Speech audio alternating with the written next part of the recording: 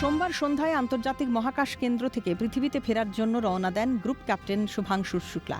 পরিকল্পনা মাফিক সব ঠিক থাকলে মঙ্গলবার পৃথিবীর মাটিতে পা রাখবেন শুভাংশুরা।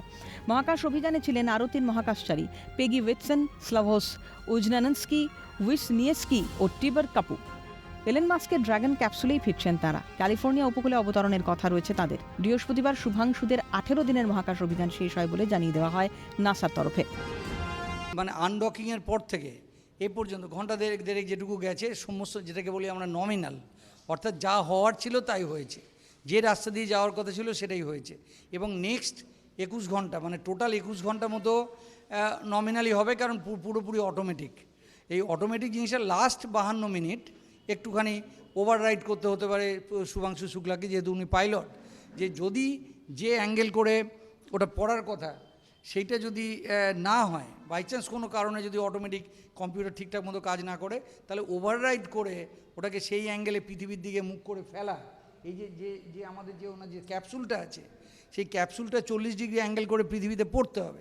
নির্ধারিত সময়ের তুলনায় প্রায় 10 মিনিট দেরিতে বিকেল 4টে নাগাদ ক্যাপসুলে প্রবেশ করেন শুভাংশুরা।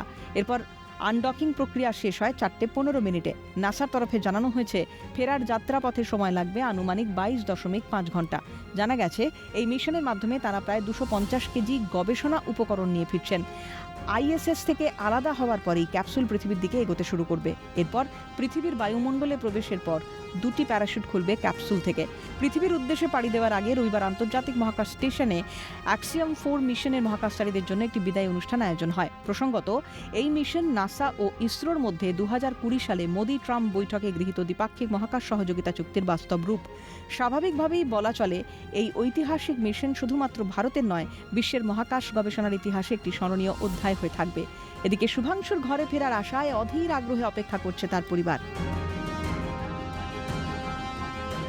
हम बहुत ही एक्साइटेड हैं। हम क्या, हमारा पूरा परिवार सभी लोग एक्साइटेड हैं, और बच्चा जितनी जल्दी से जल्दी आए वो हम यही ईश्वर से प्रार्थना करते हैं, और उसको यही दुआएं देते हैं कि वो अच्छी सक्सेसफुल जो है उनकी वापसी संभव हो।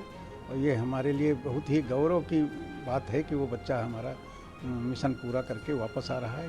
इसके लिए हम ईश्वर को बहुत बहुत धन्यवाद करते हैं।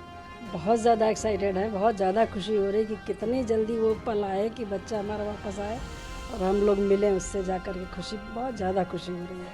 শেষ যে 54 মিনিট সেটা কিন্তু খুব ইম্পর্টেন্ট, ফলে সেক্ষেত্রে কোনো রকম দুর্ঘটনা যাতে না ঘটে সেটার দিকেই এখন একটা উৎকণ্ঠার বিষয় রয়েছে, সেটার দিকেই মানুষ কিন্তু তাকিয়ে রয়েছেন। শেষ পর্যন্ত দেখা যাচ্ছে সবল অবতরণ ভূপৃষ্ঠে হয় কিনা সেটা এখন দেখা। ক্যামেরায় সায়ন্তন চক্রবর্তীর সঙ্গে মফিজুল ইসলামের রিপোর্ট, ক্যালকাটা নিউজ।